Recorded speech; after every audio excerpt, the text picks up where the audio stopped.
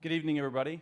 Welcome to the Harvard Kennedy School and the John F. Kennedy Jr. Forum. My name is Trey Grayson. I'm the director of the Institute of Politics. We're really glad to have all of you here with us this evening for our interesting speaker who's been here, no stranger to Harvard, no stranger to the forum, at least her second time in the forum. We're glad to have you back. Tonight's conversation, or tonight's speech, is going to be moderated by the Kennedy School's academic dean, professor of public policy, as well as the director of the Women in Public Policy Center here at the Kennedy School, Iris Bohnet. So Iris, please join me in welcoming Iris to the stage to introduce our speaker. Thank you very much, Trey. It is an enormous privilege and honor to introduce our guest of honor tonight, Dr. Hanan Ashrawi.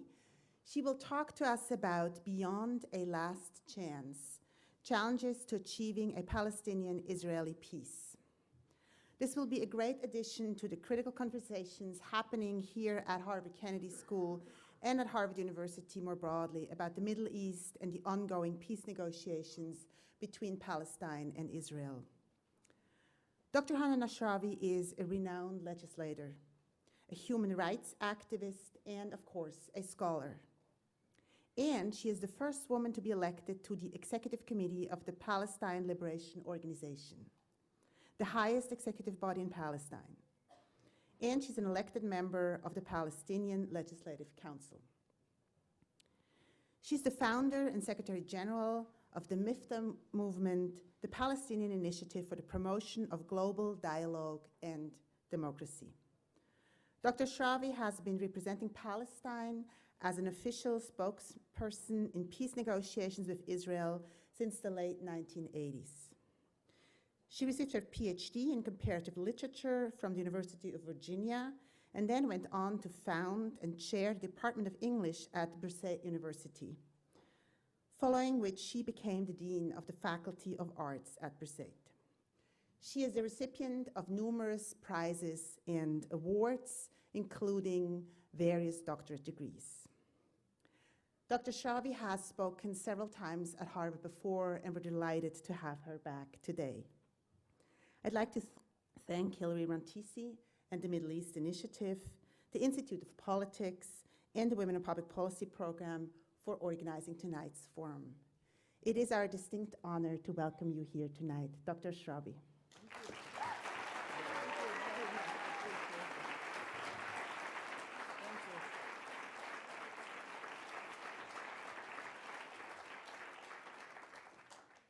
Thank you very much, Iris. I think I have a long list of people to thank for getting me here, and it is my distinct pleasure to be among you again.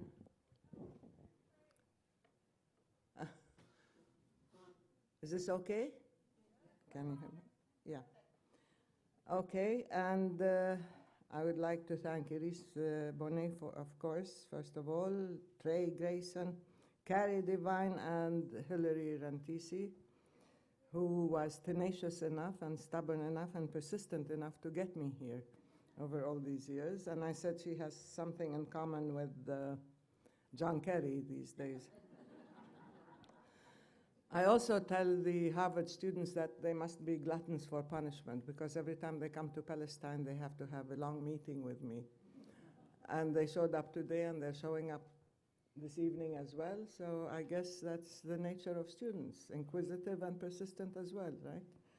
So I'm glad to be here. If Palestine cannot come to Harvard, I've discovered Harvard comes to Palestine, and it's been doing that habitually. This is definitely a very vibrant and challenging venue for debate and for the exchange of ideas and for generating fresh insights, which to me is much more important than just the fact of presentation or debate. And we do need fresh insights these days and ideas, given the nature of the process that we are engaged in. I will start by quoting the words of our Palestinian poet, Mahmoud Darwish, since they echo the title of the talk, which is rather a long title, Beyond the Last Chance. He wrote, "The earth is closing in on us, pushing us through the last passage. Where should we go after the last frontiers? Where should the birds fly after the last sky? And you remember, of course, Edward Said's book, After the Last Sky. So in many ways, these words are definitely applicable and prophetic. Both Mahmoud and Edward spent much of their lives trying to formulate an answer to the question, where should we go? And where should the birds fly after the last sky? The question is not very rhetorical. And the Palestinian people as a whole, in fact, have been engaged in a quest beyond the last frontier and after the last sky. And today we are trying to answer a question together: is there a chance beyond the last chance? Because conventional wisdom is that John Kerry's initiative is the last chance for peace. But is it? Anyway, this is something we can discuss together. Is it the last chance to achieve the two-state solution, Palestine-Israel? And it seems to me matters are coming to a head now after all these years in which we invented and we created so many different types of negotiations since the late 1980s and 1991. I always say that this is the greatest creativity we had. We negotiated proximity talks and direct talks and indirect talks and exploratory talks and bilateral talks and multilateral talks, and we ended up with epistolary talks where we exchanged letters and so on. And now we have intensive talks with John Kerry sort of going back and forth. He's home today, so, and I'm missing a couple of meetings I should be in, but it's okay, this is more fun. These talks that we are engaged in have been plagued by several obstacles, flaws, and adverse conditions. We start with the process itself. It has many problematics because it began with a failure. The failure to stop settlement construction and settlement activities and land confiscation, because John Kerry could not persuade the Israelis to stop. The failure to bring Israel to honor its commitments and the agreed terms of reference. It took us years to accept UN Resolution 242 and 338, which meant dealing with 67 as a border rather than going back to 181 and the partition of Palestine in 1947-48. But now, every time there's a new attempt at relaunching talks, we are told that we have to reinvent the terms of reference. Israel refused 67 boundaries, so let's not talk about them. Israel refuses to stop settlement activities, so it's okay, let's deal with something else. We had asked for prisoner release because they were part of signed agreements in 1993, as well as in 2000. 2 agreements were signed that stipulated the release of prisoners. Until now, they haven't all been released, but every time they release a batch, we're supposed to pay a price. We don't have much to pay, frankly speaking. I told you students, if we had Israeli prisoners, we'll release them once they release our prisoners. Or if we're building settlements in Israel, we'll stop building them if they will stop building, stealing our land. Or if we have, a few hundred checkpoints, we will remove them. Unfortunately, the price they asked, and we can again discuss this later, is that we postpone or we do not go to the UN. So they tried to phase the release of prisoners in 4 different installments, leaving the most difficult ones to the last, and they were supposed to be released the 29th of March, and they haven't been.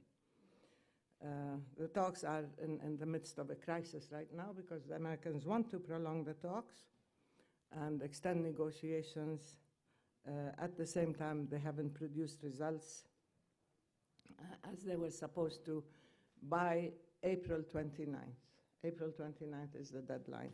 And still we are asked not to go to the UN because that would be horrible. Can you imagine if the Palestinians join agencies or organizations? Or if we, heaven forbid, accede to conventions and international agreements that would empower us and to protect our land? Anyway, so that was a major flaw. The other flaw in the process is that they set the objective as a framework agreement. We don't need framework agreements. I kept saying we have signed agreements, we have terms of reference, we have an agenda. Why don't we just go straight to concrete solutions and agreements with a binding time frame and with steps of implementation? because this is not an academic exercise or a verbal virtuosity sign. We need to really get down to business and end this occupation within a binding time frame, which we don't have anyway. So we have a framework agreement. That's what John Kerry has been working on. It's called FAPS, Framework Agreement for Permanent Status Issues. Now, having not come to terms with any of these permanent status issues with Israel, and we can discuss the content, he decided that now we're working on a framework agreement for further negotiations. Okay. And then the framework agreement for further negotiations will not be binding. Again, I'll tell you about the content later. So it became, once again, an instrument for buying Israel time to create facts unilaterally, to expand settlement activity, to steal more land and more resources, to create facts that are not just prejudicial to the process, but that certainly can undermine the process and negate the outcome. If you want to have a two-state solution, you cannot allow one side to steal the land of the other state or to undermine the chances of the two-state solution. So now Israel is very pleased to extend negotiations, and the objective has become the process itself. Let's extend the talks even further. In the meantime, Israel buys not just time to act unilaterally, but also immunity and cover, because Israel has been granted immunity to act with impunity without any kind of accountability, which meant the Palestinians have no protection whatsoever. Now, this is the result, of course, of the power asymmetry or the power imbalance that we talk about. And Israel has been acting unilaterally based on power politics without taking into account the fact that these negotiations are not between two equal parties. This is not a border dispute. This is really a situation of occupier and occupied. This is a situation where you have one side with full power and with full impunity, and you have another side that has no rights and is held captive, so to speak. So without accountability to curb Israeli violations, without protection or empowerment for Palestine, the talks cannot be seen as bilateral negotiations. And when we asked for third-party intervention, we meant that we needed multilateralism, the international community, the UN, perhaps even international law to prevail. And I've described ourselves as the only people who were told that they had to ask their occupiers' permission to be free. And as always, Israel has hijacked the process itself. It became a cover for the creation of Greater Israel and to get further immunity. And it fed Israel's sense of entitlement and privilege and exceptionalism, that nobody can hold Israel accountable or curb its violation. And since the process began, this latest process began, there has been serious escalation in violence, in settlement activity, in annexation and transformation of Jerusalem, and in the use of live ammunition and other provocations.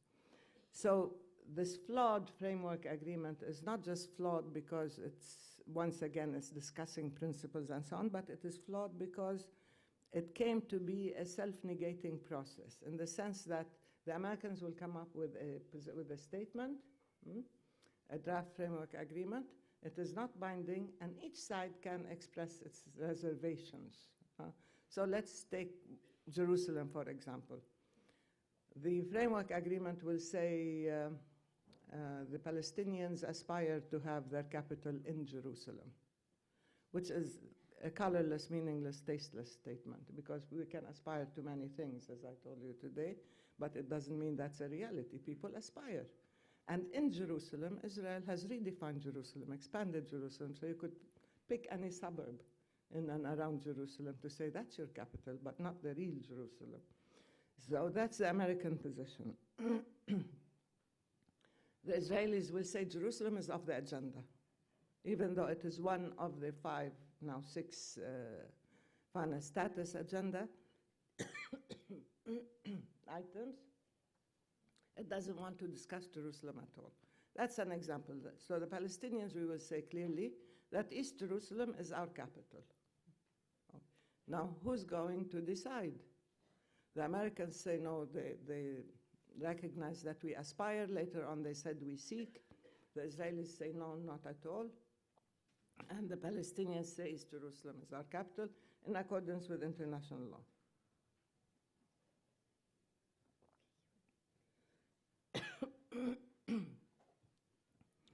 And if you can express reservations, then nothing is binding, and then it is really self-negating. It's meaningless. Why have it?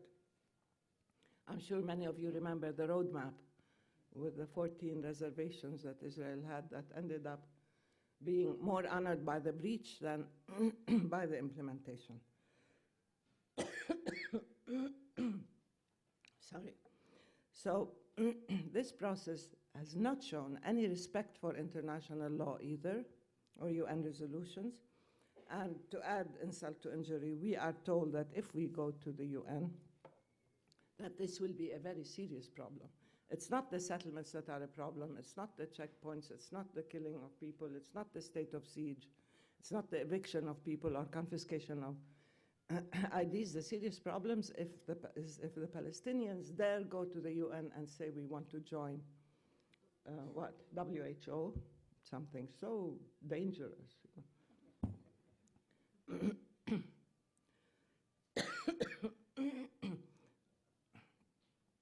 Another problematic is the configuration of the parties or the participants, the whole situation. I don't know what happened. Is there something I'm allergic to here? Anything synthetic in the rug?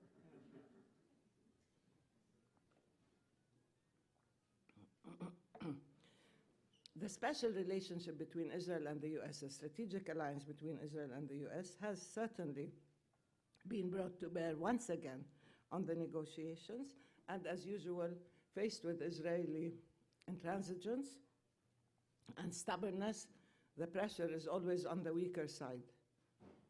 Thank you.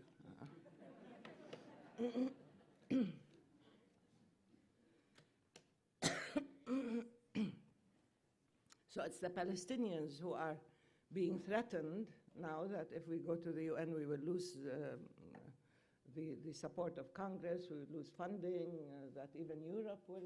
You asked me to say this today. Yes, people don't know about this, that even Europe will not support us, although Europe has been quite positive in terms of its support. Even the Arab world will not. Why? I mean, this is ridiculous. And not just that, we have a new blame game.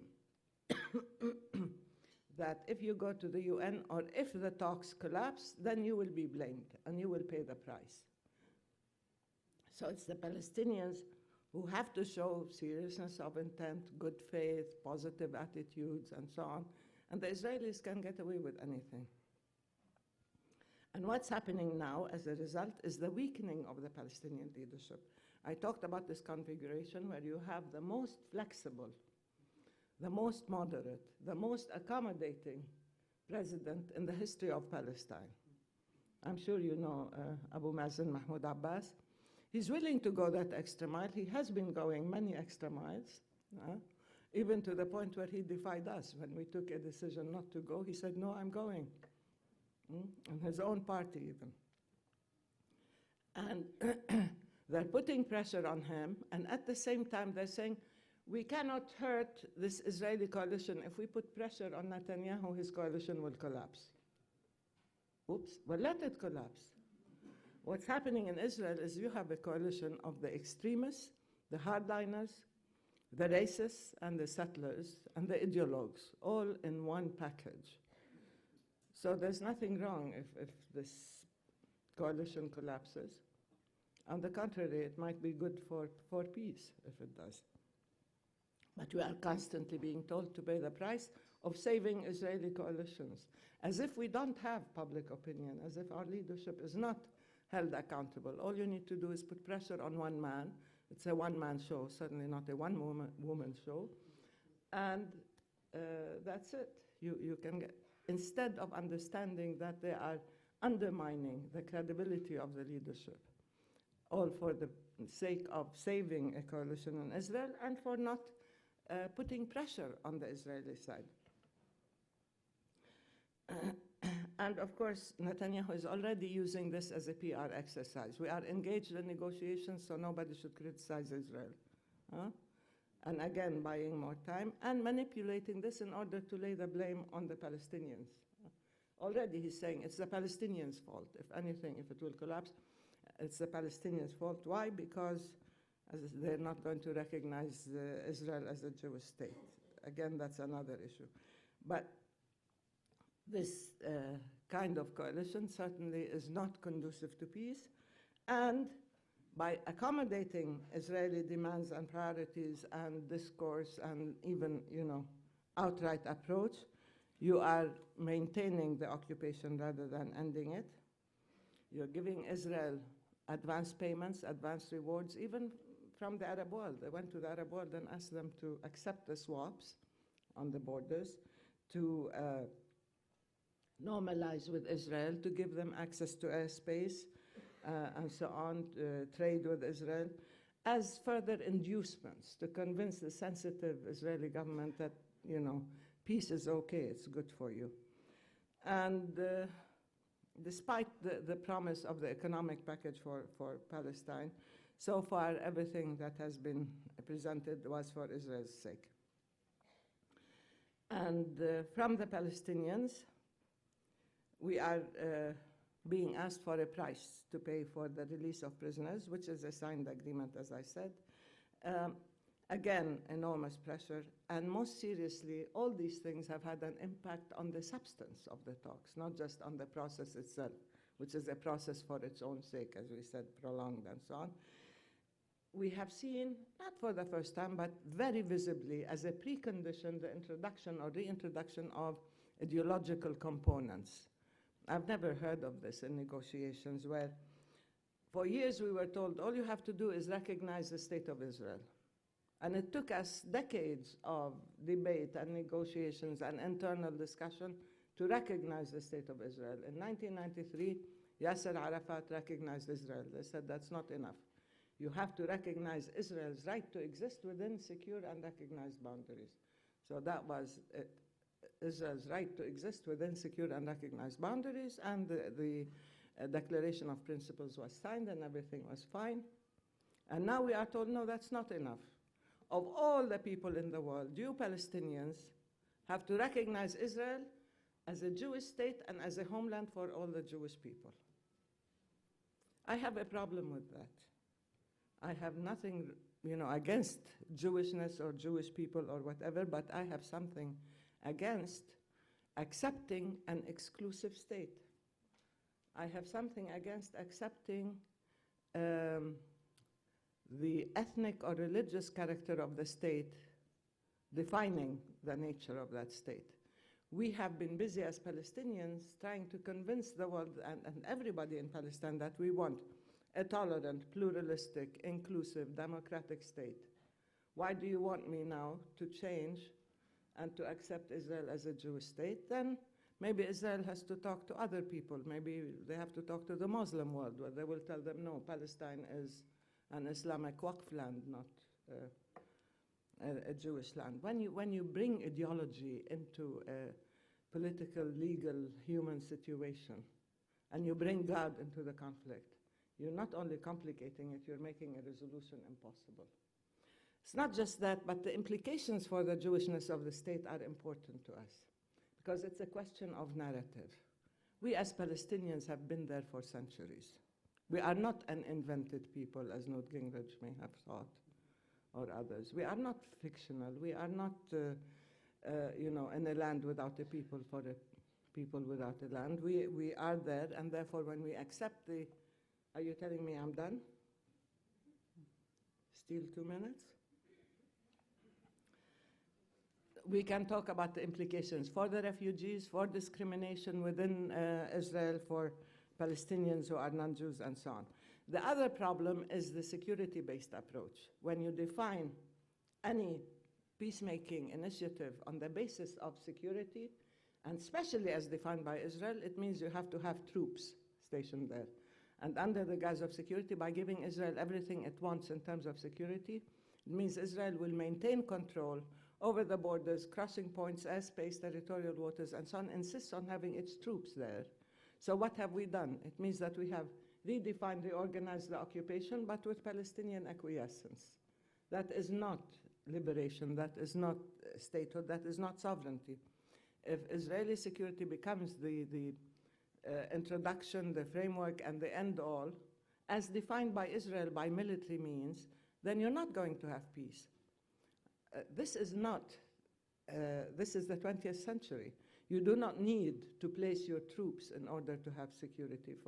They need early warning and early warning stations, and I don't know what.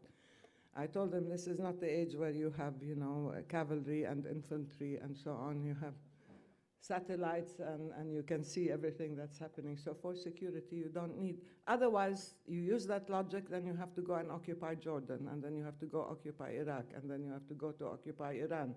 That's the only way to get security if you follow that military logic. But in the meantime, the Palestinians have no security. Human, economic, territorial, cultural, historical, everything. Anyway, that kind of security is certainly inconsistent with the requirements of peace. And it stems from the mistaken notion that if you fulfill all of Israel's requirements and needs on security as it sees fit, then they will be more flexible on other issues. Along with that, you have the performance-based approach in which the Palestinians, once again, are on probation. We have to demonstrate that we deserve freedom. So the Israelis are judge, jury, and executioner. They decide whether we have demonstrated really the ability to safeguard Israeli security. That makes a mockery of any timeline. It makes a mockery of any agreement.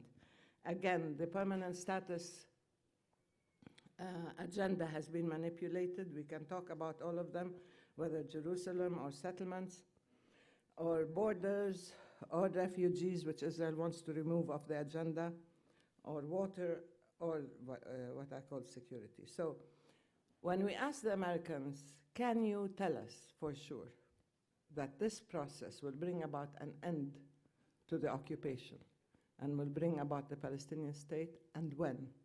There was no answer. They couldn't. So what are we negotiating in that case? And why are we negotiating, basically? At this point, the US does not want to admit failure. And therefore, as I told the students, the most likely thing is that we will see it end with a whimper and not a bang, because they will prolong, they want to extend the talks. This has become an objective again.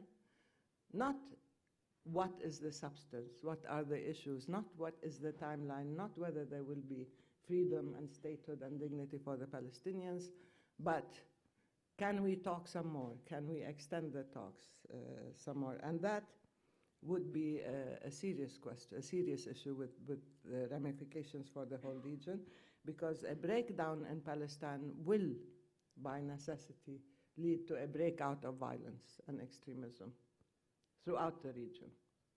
And I don't think it's in anybody's interest. The current dynamic certainly is not conducive to a two-state solution, as we see it disappearing and we see sort of one-state, de facto one-state solution emerging. Again, we leave that to discussion. In terms of context, whether regional or global, we see the Arab world in transition, a very painful, unpredictable, and destabilizing transition. Probably the emergence of a new Cold War, and we see blatantly the use of double standards when it comes to violating other people's lands and sovereignty, but when it comes to Palestine, no. There are, again, a new reformulation of the agenda. I don't want to go into that, whether this is one land, two states, whether we're looking into other options like having the UN convene an international conference, or maybe even placing Palestine under protection for a period. We're trying to think creatively, because if we follow this current dynamic, by necessity, it means we're going to have a serious breakdown. We need internally to work on our own reunification. We need to work on re-legitimizing our political system through elections. And we need to move ahead by empowering the young and women, of course, ensure that any agreement is based on international law, and pursue our bid for the UN. Many people said if we do that, then Congress has taken decisions that whatever organization or agency we join, the US will leave. Do you know that? Huh? That's very interesting. I told them then maybe we can be the mouse that roared. Let's join all the agencies and let's see if the US will isolate itself and will leave all the agencies. The way it stopped paying its dues at UNESCO, so they lost their rights to vote. I don't know if they're going to keep doing that, but I think international law and UN agencies are there for a reason, and we deserve as a people. It's not a threat, it's not something negative. I told them it's something extremely positive. It meant that the Palestinians are committed to a nonviolent resolution. It meant that we are committed to moral, legal, political, human solutions rather than violent solutions, and they should applaud that instead of threatening us if we said we're going to the UN. And even if by some miracle we are free and independent and sovereign, we do want to join the community of nations. What's wrong with the Palestinians joining these agencies and so on? The one thing they're afraid of is the ICC, International Criminal Court. If we accede to the Rome Statute, or if we join the International Criminal Court, they said that would be the end of the world. And I said, if Israel is not guilty of war crimes, then it has nothing to fear. Thank you. I will stop here and we can discuss. Thank you.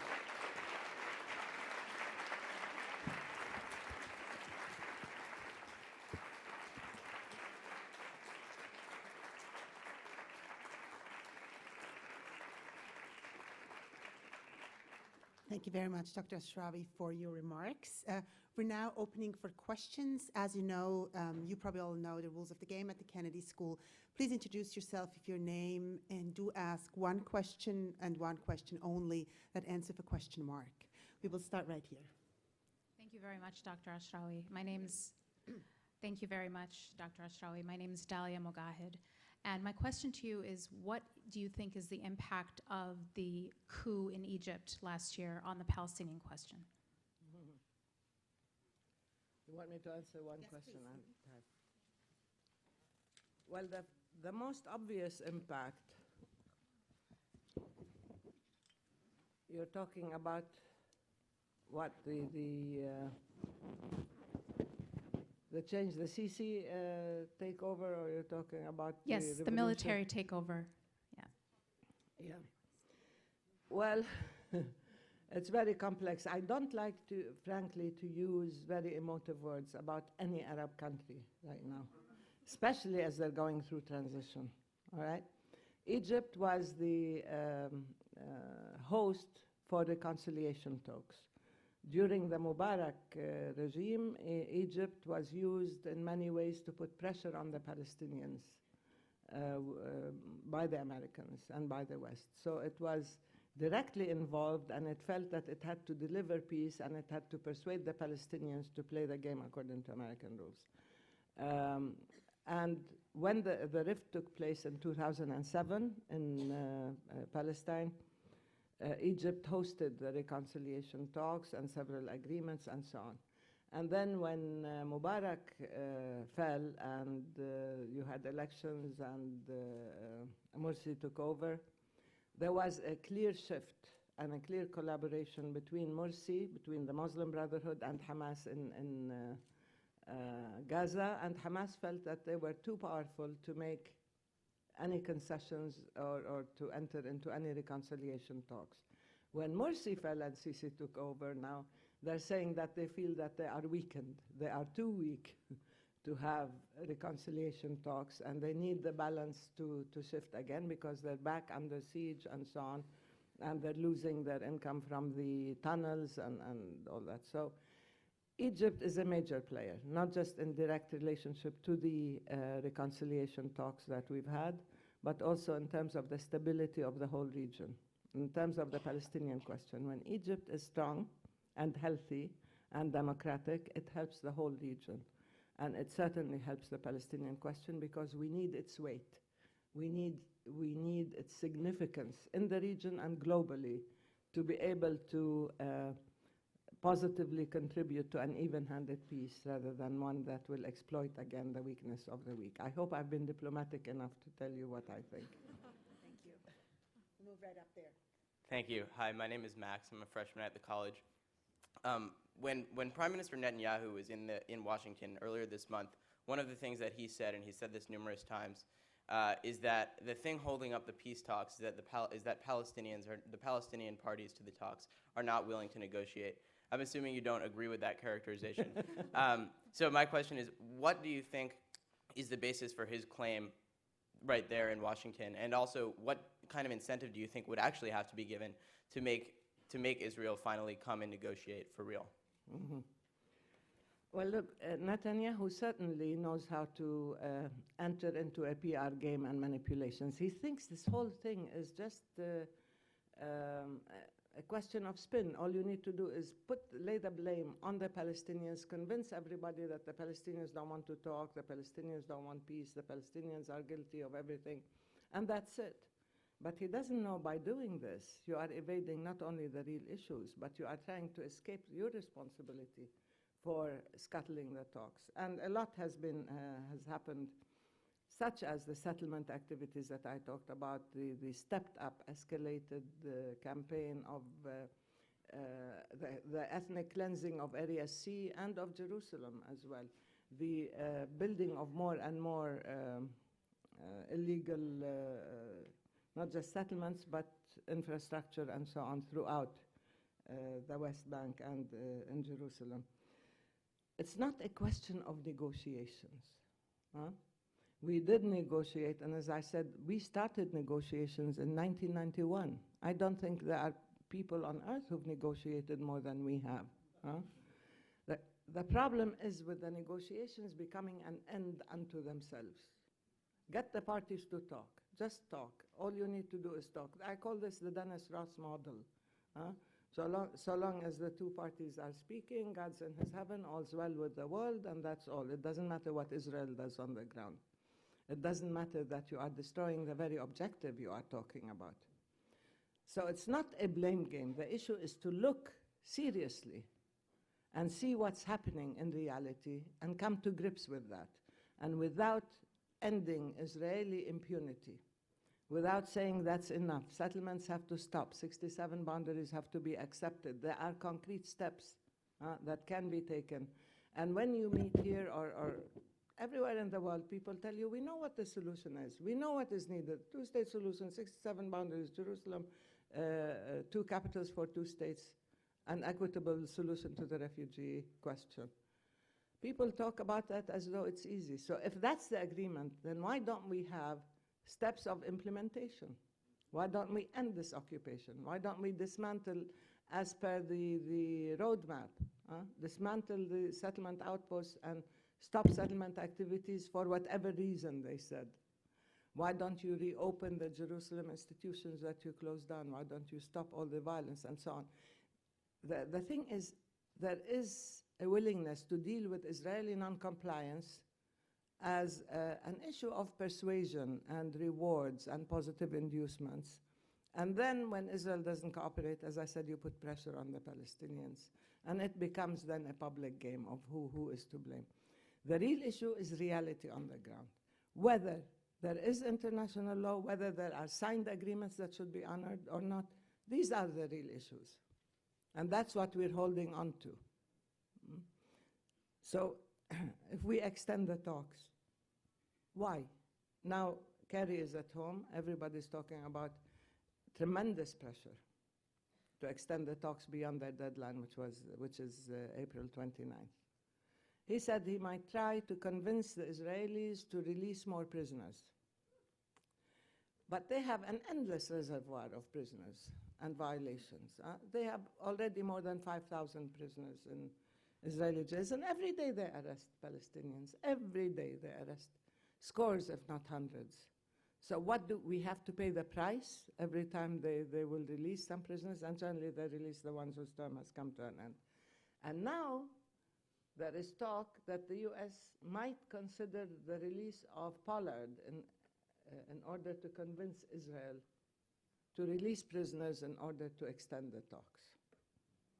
It's amazing, I mean, how far the US is willing to go to reward Israel in ways that would violate its own laws and its own national interests. Actually, even accepting the Jewishness of the state violates your constitution, but that's another issue. So what does it take? It doesn't take more negotiations. It just takes changing this dynamic, the courage, the political will, the backbone to stand up to any violation, to hold everybody accountable, to deal with that in a serious way, and to understand that it's not just a question of bringing the Palestinians to accept whatever Israel wants, or as we've been hearing lately, keep Netanyahu on board. On board what? I mean, if it's a sinking ship, nobody should be on board. Anyway, that's where we are now. We need just compliance, we need respect for international law, and we need parity, equality of rights. Nobody has more rights than the other. Hello, my name is Oded. I'm a master's student here at the Kennedy School. Thank you, Dr. Ashrawi. It's not so often that an Israeli gets to hear a Palestinian leader. We my used question, to. My question is, do you see the PLO as a democratic movement? And if so, do you still see it as representing the Palestinian people after losing the election to Hamas several years ago? It was Fatah that lost elections to Hamas. Hamas, the other PLO components got very few votes. Actually, we got very few seats. Hamas got the majority, yes, in the PLC, in the Legislative Council. And for many reasons, we can talk about that later, but the issue is that, no, we did recognize the Hamas victory, and they were given the prime ministership, and they formed the government, and they took over the PLC. In 2007, call it whatever you will, there was a military takeover of Gaza, and it became a real problem, and that contributed to the rift that I'm talking about. The PLO is relatively democratic. We have to have elections. I said we are aspiring to have a democratic system. Now, when the PLO is the umbrella for all Palestinian parties, factions, movements, and so on, with the exception of Hamas, Islamic Jihad, and now there's a new movement that is not part of it. The only way that it can, that Hamas and Islamic Jihad and the others can be part of the PLO is if we have broad national elections, not just in Palestine, but for all the Palestinians all over the world. That means PNC, Palestine National Council elections, and we are calling for that. Hamas has rejected elections so far. It says it won elections, and it's even though the time has expired for the Legislative Council, as well as for the presidential elections. He was renewed by the PNC for a short period as head of the PLO, but not as president of the PA.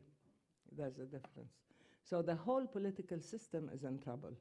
It is not just elections that makes it democratic, but of course freedom of speech, pluralism, tolerance, access to the law, due process, all these things can make you a democratic system. We are aspiring to do that, and we certainly do not have any position in our laws or in our society that discriminates against anybody on the basis of religion or ethnicity or gender or orientation of any sort. Even in the basic law, this is very clearly spelled, as in our Declaration of Principles. So legally, the foundations are there, the institutions are there, but we have been held in place because under occupation, it's extremely difficult to exercise your democratic rights freely, since you are in a state of siege and under control, and you don't have any power over your own resources or your own lives. So our democracy is flawed, and it has always been tainted. But at least we are striving to make it democratic and inclusive and tolerant and pluralistic as a system. I'm sorry that you don't get the chance to hear many Palestinians. It's very difficult to get to Israel. You have to have permits and you have to go through checkpoints, as you know. But I think that's one of the problems. There is an absence of real discourse, of an understanding. The wall that is built now and the checkpoints that are separating us are extremely destructive, because they not only imprison the Palestinians behind the wall, they also prevent the Israelis from getting to the other side and seeing what's happening, and from sharing and taking decisions pertaining to their lives. Thank you, Odette.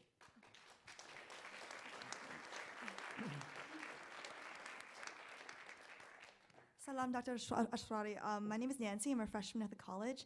My question is, you said that framing the negotiations in terms of security problematizes the possibility of any real solution, and I absolutely agree. My question is that in response, many members of Israeli government would say, well, historically, every time we've let go of land to the Palestinians, Hamas has come in, or there's been terrorism, there's been violence. How do you propose to change their minds about this, to stop looking at it in a short-term utilitarian framework, and how do you convince them that there should be another way going forward? Yeah. I'm glad you asked that question, because the allegation that they let go of land, this happened once. This happened when Israel decided to redeploy from Gaza, when George Bush was president. And I remember I had long discussions with Condoleezza Rice. She was trying to convince me that this is part of the roadmap agreement. And I said, where in the roadmap does it say that Israel can unilaterally redeploy from Gaza? They wanted to remove the settlements, but they maintained the siege of Gaza, control over all the boundaries and the crossing points, control over the airspace, control over territorial waters. They even built a wall around Gaza, and they were shelling daily. So they reinvented a new type of occupation, which is you have all the power, all the military power and security control, but no responsibility. And I said, if they want to leave Gaza, we would love them to leave Gaza and the West Bank.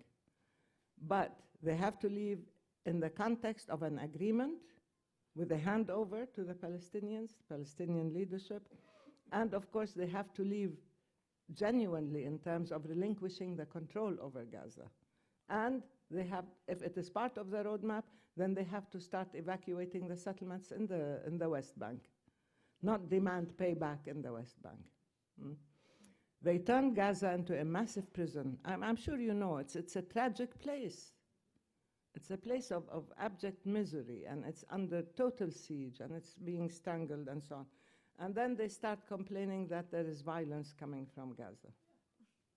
The thing is, this is not a way to get security. Security has never been a prerequisite for peace. Peace is what brings security. When you are dealing in such a way as to provoke further conflict and violence, when you have a situation of tremendous injustice, you cannot say my victim has to lie down and die quietly, otherwise he or she proves that they don't deserve peace. No, peace is a basic right. I don't talk about it as a luxury. I talk about it as the most basic of human rights. Your right to live in peace on your land, your right to live in freedom and dignity, to be recognized, your humanity to be acknowledged. And that means that Israel has to understand that it cannot continue to control other people's lands and lives and feel that it wants to be 100% secure before it comes to an agreement with its own victims. That's one. And the fact is, the security that Israel wants can come only if it has a genuine and a just peace agreement with the Palestinians. That's the only way, as far as I'm concerned. Not by acquiring more land, not by acquiring more control, not by getting more hardware and more weapons and so on. It doesn't need more weapons. We have nothing. We don't have nuclear weapons. We have a few security people who have hand weapons, and I don't know what they call them, very, very, very simple weapons, and they are only to keep public order. So in a sense, the use of weapons, the over supply of military, the need to have boots on the ground, as you say, total control of Palestine, that's not going to produce security, because it's the Palestinians who are the key to Israeli legitimacy. It's the Palestinians as victims who can say, now we have made peace, now we recognize Israel as a neighbor, not as an occupying power. And that's where Israel will get genuine legitimacy and genuine security through genuine peace, but not by continuing a policy of control, of aggression, of militarization, of injustice, and then hoping that, and then saying we need peace, and if they don't behave in the way we want them to, then they don't deserve peace. I think that's my response. And they haven't relinquished land. They removed the settlements only from Gaza. They say there were 8,000. I think there were 4,000 settlers. But in the West Bank, you have close to 600,000, less than 600,000 settlers. And they control all the key areas in the West Bank. And they have superimposed a grid of roads and so on, and clearly in an apartheid system. That's where the difficulty lies. Because Israel doesn't have any ideological attachment to Gaza, and they viewed it as a security and military and demographic threat. But it has an ideological attachment to the West Bank. And the language of ideology means if you consider these areas as being religious or as having religious significance to you, then you're using religion to impose sovereignty and control on other people's land. And I told them the last time this happened was during the Crusades. There were wars in our part of the world on the basis of religion. So you cannot have holy wars and expect to have stability and security. The issue is this can be solved. It's not even a conflict. It's a situation of occupation and dispossession. And it's what Ilan Pape calls the displacement-replacement paradigm. We know what the components are, and no excuses at maintaining control and more military presence and so on will give you security. Thank you. Mm-hmm. Thank you, Dr. Ashrawi. My name is Dina Shiroki. I'm a master's student at the Kennedy School. Unfortunately, my most creative solution for the Palestinians is campaign finance, but my question is actually on a different topic. I worked for UNRWA in Damascus recently, the UN agency that supports Palestinian refugees, and I was wondering if you could talk about what these talks mean for the Palestinian refugees registered in the Middle East, I think 5 million right now, and if you can specifically talk a little bit about what the situation in Syria means for the 500,000 Palestinians living there currently. Wow, Syria is already a tragedy, and the Palestinians in Syria have been undergoing several compound tragedies. Look, these talks have to produce a just solution to the refugee question. I don't even call it a problem. It's a very, very serious issue. More than 5 million Palestinians are refugees, and UNRWA is the only agency that was set up particularly by the UN to deal solely with the question of Palestinian refugees. The Arab Peace Initiative proposed a solution based on 194, which is the UN resolution that was adopted in 1948. And 194 talks about the right to return and compensation for the Palestinian refugees, and not only that, but the acceptance of Israel into the UN, I don't know if you remember, was conditional upon Israel's acceptance of the return of the Palestinian refugees expelled in 1948.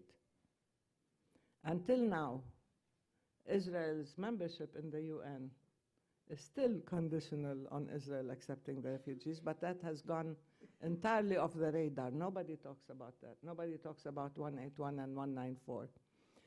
In the Arab Peace Initiative, it talked about 194, but it talked about an agreed solution. In the Clinton initiative, he talked about a humanitarian resolution. And now they're talking about family reunification, that people who were personally expelled in 1948, which means they must be my age or older, and who have family in Israel, can return. I don't know how many of those are still alive, and how many have families. So maybe you have a few hundred people who can return, but that's not the issue. The issue is not a humanitarian issue only. It's a legal issue, it's a political issue. The resolution to the Palestinian refugee question has to be based on a basic right, the right to choose. They have the right to choose whether they want to return, whether they want to return to what has become Israel, or to the West Bank, Gaza, to what is becoming or might become Palestine, or to be repatriated or to be resettled somewhere else, or to be compensated, and so on. There are different permutations, but the only way you can get to these options is if you first of all recognize their narrative. I talk about the triple-tier approach to the refugees. One is you have to recognize not only their narrative and their suffering, but also Israel's culpability when it comes to the plight of the Palestinian refugees, because for years it denied its responsibility, and therefore the fact that it has to take concrete steps in relation to the refugees. Two, you have to acknowledge that international law applies to them. Resolution 194 and numerous other resolutions pertaining to refugees. And then three, you can begin giving them options. But you cannot deny their narrative and their suffering and so on, and you cannot deny them their rights in accordance with the law, and then say, let's talk about the refugees. Once you go through step 1 and 2, then you can give them options, and then you can honor their right to choose. And I'm sure they will choose what's good for them and for their children, and to lead a normal life. In Syria, you do have a large number of refugees. The Yarmouk refugee camp has become another tragedy. There is starvation there. It's under siege on the one hand, and then you have the Jabhat al-Nusra and Daesh inside.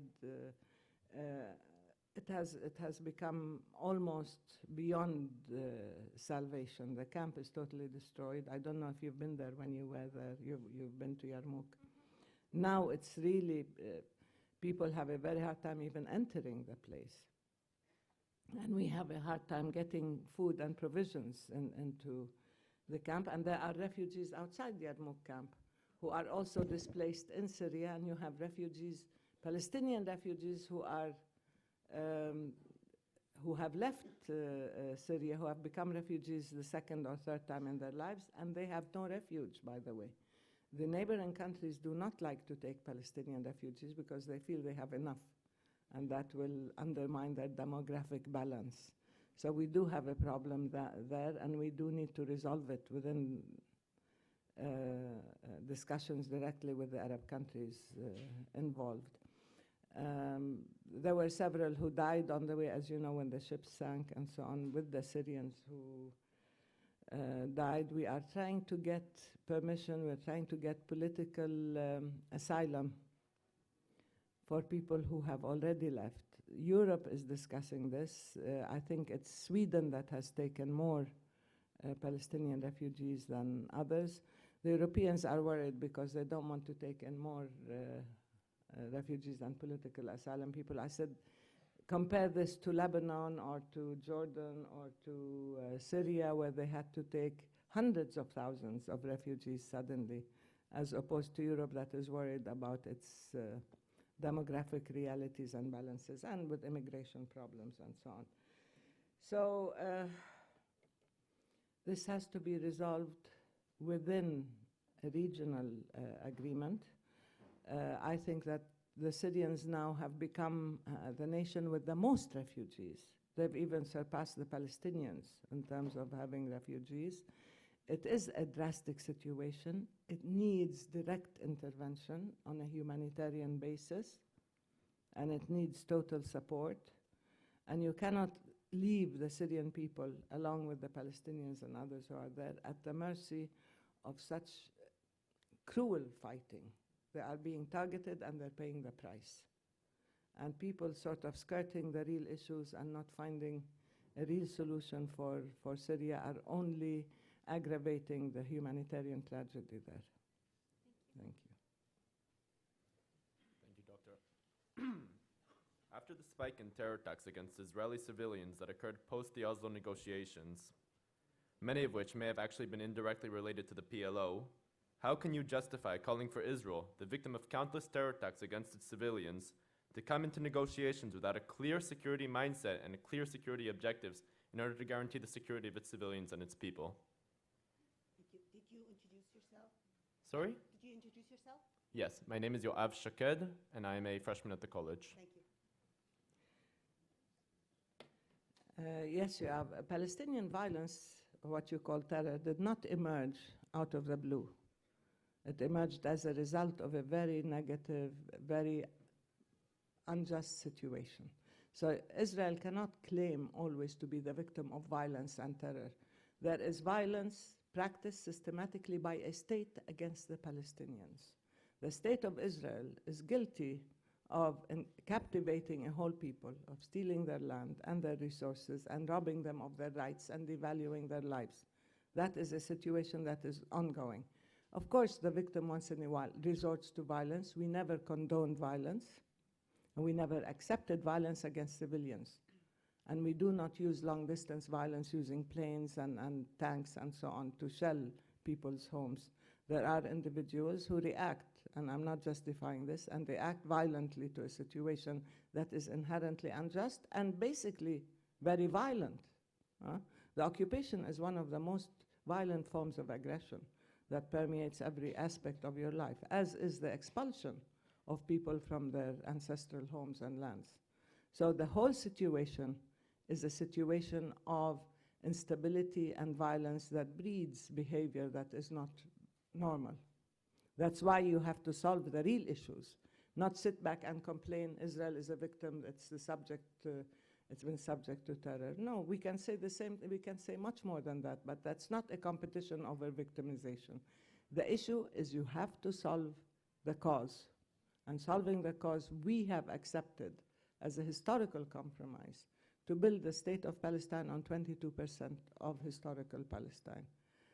The Israelis should jump at the chance, so long as it's possible, or as it's still available. If that is rejected, if Netanyahu says, okay, what's mine is mine, I'll take 78%, and I'll see what else I can take of the 22%, that's not going to be a just solution or lead to security. How do you define security? I'm saying let's redefine security. Security does not come from a situation of injustice. It does not come from taking other people's lands or lives. It does not come from perpetuating this control over other people. That's a sure recipe for insecurity and for conflict. You want security, you have to have a just resolution. And you have to recognize that the Palestinians have equal rights. And the Palestinians have the right to their freedom, independence, and sovereignty, and they should not be left at the mercy of such a cruel occupation. That's the only way you can move ahead, and that's the only way Israel can feel that it has a place in the region, that it has been accepted. But by using all sorts of excuses and by demanding that they have security before from their victim, before they can even talk about peace, this is a mission impossible. Let's deal with the real issues, let's deal with the causes, and then the matter of security will fall in place. But controlling other people is not going to produce any kind of security. And building walls has been a failed policy throughout the world. Historically also, it's been a failed policy. So it takes courage. I think it takes more courage to make peace than it does to just continue to use military means and more army and more control and so on. It's easy to do that, but that's not going to produce anything for anybody. It will only perpetuate the injustice and therefore the instability and the violence and even extremism, because the language of ideology on one side provokes ideology on the other side. If your God says so, then my God says something else, as Walid Khalidi said.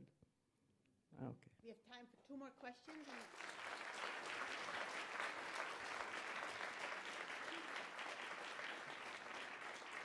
We'll take one question there and one question here. Hi, my name is Ben. I'm a sophomore at the college. I had a question about your characterization of Israel's demand to be recognized by the Palestinians as a Jewish state. You raised 2 objections to it, if I heard correctly. One was... There are several. Several, but two main ones that I've heard most often, and one is that, one, that would be negating your own narrative, and two, the protecting Israeli Arabs.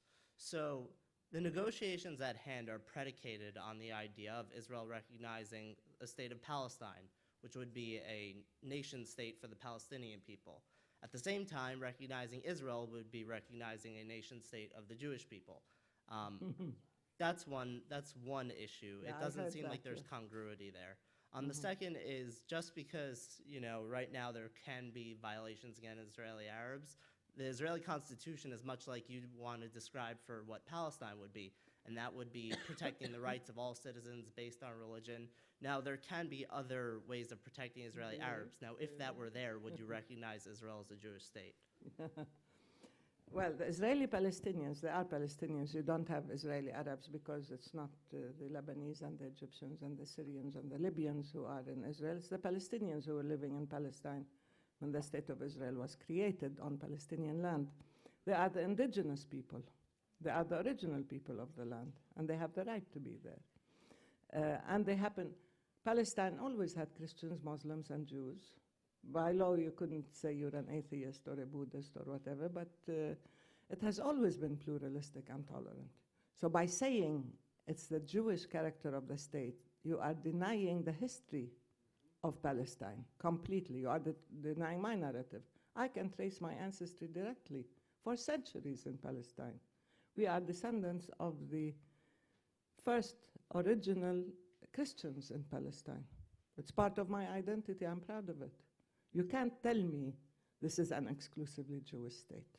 I will not accept it in the same way as I don't accept Palestine as an exclusively Muslim state, for example. I believe that all states have to be states for their citizens, not states for a certain portion of their citizens, depending on their religious affiliation, right? That is one thing. Two, you're talking, my objection to the Jewishness of the state is not just the discrimination against Palestinians in Israel who happen to be non-Jewish. There are Palestinian Jews, of course, but they're not living in Israel. They became Israeli. But it's accepting the discrimination, because once you say this is a Jewish state, it means anybody who's non-Jewish does not have equal rights, no matter what you say. And there are laws legislating against non-Jews in Israel that are extremely cruel. The marriage laws for Palestinians, family reunification. Any Jew can become an instant citizen in Israel. You're Jewish, you're Israeli. You marry. Huh? I'm not Israeli, no. You're not Israeli, but you're Jewish. You I can am go and Jewish, become yeah. a citizen overnight. My two daughters had their IDs confiscated. They cannot come back, they cannot own property, but you can. This is one. Two, if you're Israeli, you can marry anybody you want and have family reunification. If you're Palestinian Israeli, if you're Jewish Israeli, if you are Christian or Muslim Israeli, it means you're a Palestinian. You cannot have family reunification if you marry a Palestinian. Only Palestinians are not allowed to be joined with their families. We have a situation of total family separation, even in Jerusalem. If you're a Jerusalemite and you marry a West Banker, you cannot bring the West Banker into Jerusalem. You have to leave. If you leave Jerusalem, you lose your ID. You enter limbo, you have no ID, you have nothing. So there are laws that are built in addition to practices that are extremely discriminatory against the Palestinians who are non-Jews in Israel. We will not support these laws, and we will not support discrimination against anybody in Israel or in Palestine or anywhere else. Now, there is no equivalence. If you say Palestine is the national homeland of the Palestinians,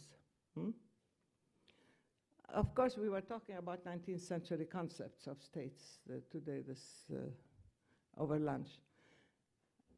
Palestine is, the West Bank and Gaza, which will become the state of Palestine, which is recognized within 67 borders as the state of Palestine. It is the homeland of the Palestinians, but it does not exclude the right of return of Palestinians who are not in Palestine. That has to be resolved separately. If you say it's the national homeland of all Palestinians, it means the refugees have no right to be anywhere else. One. Two, there's no equivalence between Jews and Palestinians. When you say Israel is the homeland of the Jews, Then what? Is Palestine the homeland of the Arabs or the homeland of the Muslims? No, Israel is the homeland of the Israelis. That I understand.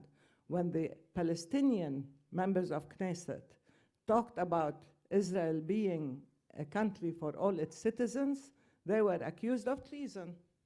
They want to destroy the state of Israel. Why? Because like all states in the world, a state is a country for its citizens. Huh? Or what? For the Martians? For whom? If when you say that in Israel you are accused of treason, there's something very strange. Hasn't it occurred to you? It's very strange that this is the one country that's not a country for its citizens. No. And Palestine, we want it to be an open country. I told them, if there are Jews who want to come to Palestine, ahla wa sahla, they have to apply like everybody else within our laws of citizenship and naturalization and immigration. That's fine. I have no problem with that, but I will not accept settlers who are here illegally. See, that's the difference. And Israel, by insisting on that, by the way, this is a precondition that is relatively recent. It is something that Netanyahu pulled out of a hat and decided to make it into a prerequisite, a precondition. No, don't shake your head. I know, I've been in negotiations for years, for decades, even before you were born. So I know. I know what the conditions were and the shifting goalposts. Okay. No, I'm not trying to score, really. I can understand you've been told many things that happen not to be true. I'm telling you the truth because I've been involved in this. So we were never asked to recognize the Jewishness of the state. Jordan and Egypt have signed agreements with Israel. They were not asked to recognize the Jewishness of the state. If they want to go to the UN and say we're changing our name, we're going to be the Jewish state of Israel, then everybody has to withdraw their resignation from Israel and re-recognize it as a different state. This is really illogical. It is entirely illogical. They insist on that because Netanyahu says now he is placing the Palestinians under another test. Now he's invented a new precondition, and if you don't accept my conditions, my language, if you don't all become Zionists, then you do not qualify to talk to me. You will not find a single Palestinian who will become a Zionist. No, I'm not a Zionist, and I will not be. And I don't think Palestinians will accept Zionism as an ideology. It's a problem for the Israelis.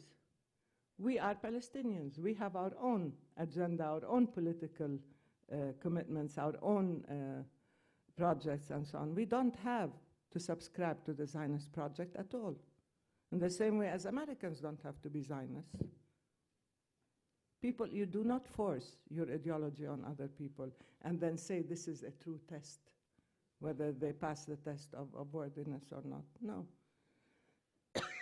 And if we do that, it means also that we have accepted that the Palestinian refugees will have no right of return. Because they happen to be those who are not Jews. Because there were Jews in Palestine, and they're outside, some of them, and some of them few in the West Bank. But they can go to Israel instantly if they want to. But the non-Jews cannot. Okay, so if you say it's a state for the Jews, then immediately you're saying anybody who's not Jewish has no right to go back. And I don't think that's a healthy attitude for any state to define itself, whether as a theocracy or as an ethnocracy or whatever else, as an exclusive domain. You open up and you accept your own citizens and you accept the diversity of the region you're living in, if you want to be part of that region.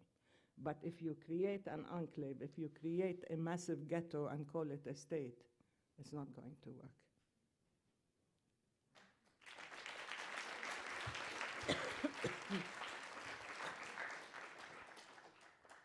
Hi, good evening. My name is Sami Jitan. I'm a Palestinian American from Nablus also, from your hometown. My hometown is Ramallah, but I was born in Nablus. Oh, okay. Sorry. My father was a doctor. Every 2 years he was in one city, and so he has 5 daughters from 5 different cities. Okay. Excellent. It's always... It's So just a bit of news about how we reunite Palestine, all of us. Well, you can come visit us in Nablus, inshallah. I love when we go back. Nablus. It's a beautiful city, yes. It's always an honor and a privilege to be present when Palestinians speak at Harvard. Last year, Rashid Khalidi spoke, and he was presenting his book, Brokers of Deceit. Ah, yes. And I think he went as far as to say that the U.S. was a dishonest broker in fostering peace between Palestinians and Israelis. I guess the landmark example of that would be when Palestinians were not even invited to Camp David, even though there's a stipulation in that peace agreement that there would be a resolution to that conflict. So my question to you is, what conversation would you have with Khalidi in his book, if you agree or disagree?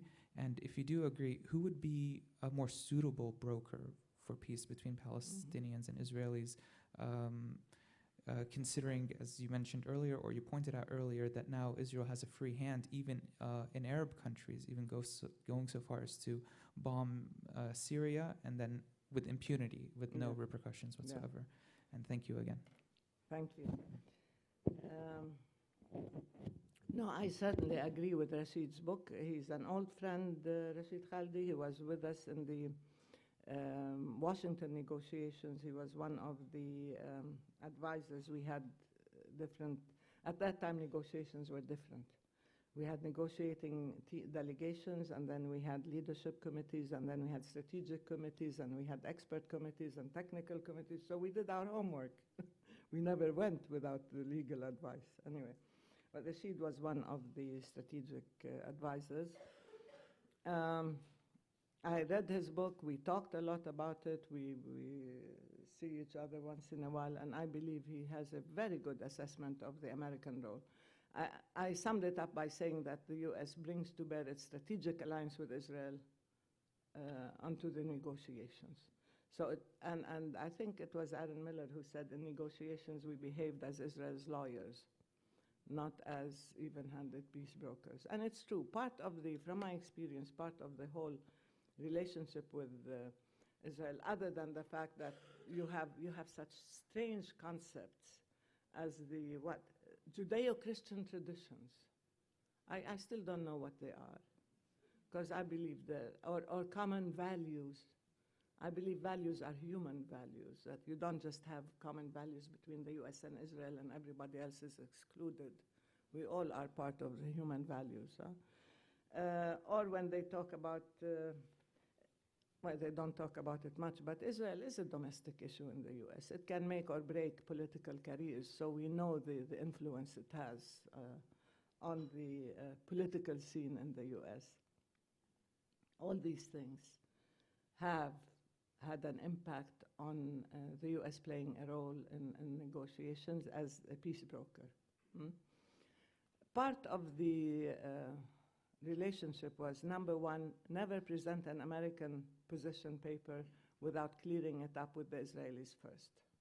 I remember they used to bring us these documents, and I would say they sound exactly like the Israelis with just a thin veneer of, changes. I said, where is the American language? I want to read your language. I want to see where you stand on issues. Don't bring me Israeli papers because you've cleared them with the Israelis first. This has always been a pattern. Two, never criticize Israel publicly. Even when your president was humiliated in the White House, there was no criticism of Israel. He had 30 standing ovations, Netanyahu, in Congress after that. Three, never allow a resolution that censors Israel in the UN, particularly the Security Council. The US used 51 vetoes in favor of Israel, the last being vetoing a resolution that condemned settlements. So that's another thing. Give Israel the legal cover to act with impunity. Another one was never accept any sanctions on Israel in any way, shape, or form. And of course, to extend to that, don't allow the Palestinians to have access to international law and to instruments or to bodies that could hold Israel accountable, particularly judicial bodies, the ICJ, the ICC, even the Fourth Geneva Convention, which I hope we will join next week. we have decided, and I hope that we can get to the fourth Geneva Conventions. So no, I said, again, I quote myself, by no stretch of the imagination can you ever accuse the US of being even-handed in this project. But the problem is we don't have the ability to choose who the superpower is in the world and whom Israel will listen to. There was the mistaken notion, and this is something that the Europeans subscribe to, that the only country that has any influence in Israel is the US. Even though Europe is the greater economic partner, trade partner with Israel, but still they think that the only country with influence is the US. From my experience, it's exactly the other way around. It's Israel that influences American policy, not vice versa. Israel has never listened to American advice from the beginning of our negotiations or relationship. It's always, as the American foreign policy is formulated with an eye towards Tel Aviv or what's good for Israel. Now there are voices even within Israel saying that there's a great deal of chutzpah in this, that we should probably go easy, that we shouldn't have such public declarations and pronouncements from officials, whether they are Danny Danon or whether Naftali Bennett or Lieberman or whatever, that we are really maligning the one country that's defending us and supplying us with, funds and know-how and weapons and technology and so on. It's the greatest ally. So yes, Brokers of Deceit is a very candid and clear expose, let's say, of the American role in the peace talks from the beginning. And therefore he thinks that the US should not be perceived as a peace broker, as an even-handed peace broker. We've always thought that the best approach is to have the UN as the address for peacemaking. That's what it's for, isn't it? The UN. And we tried, but Israel, first of all, does not like the UN because of the resolutions that say the UN is biased and will not comply. And two, the Americans will not do anything that will take us to the UN. On the contrary, they will try to prevent us from going. It doesn't mean we have to stop. We could do that. Nowadays, there are other countries who are interested and who feel excluded. The setup of the quartet, as you remember, is a very strange creature. You have the UN as an international body, you have the European Union as a regional body, then you have Russia, and then you have the US. I mean, it really was, and it pulled in different directions, so it couldn't get anywhere unless the Americans decided, to impose their will. So, and it acted sporadically. Only when the US felt it was important to pull the quartet out of the mothballs, it did, and when it wanted to put them back in mothballs, it did. So now there is a sense that we need to activate a more international multilateral approach to peacemaking. The BRICS countries are interested. Russia is certainly interested these days. France wants to play a separate role. The Europeans feel that being in the quartet as a regional group is not fair to individual countries who have bilateral relations and who want to develop a role. So we should look at different possibilities, and we have discussed this with the Russians for a while, with the French for a while, with the Europeans separately, even though when you get them all together, then they say they don't want to work at cross purposes with the Americans.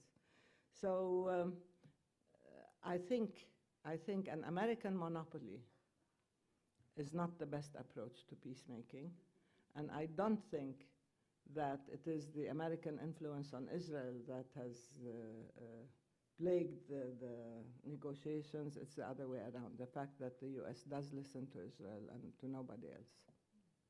Dr. Ashrawi, thank you very much. Thank you. Thank you very much. It's nice to be here.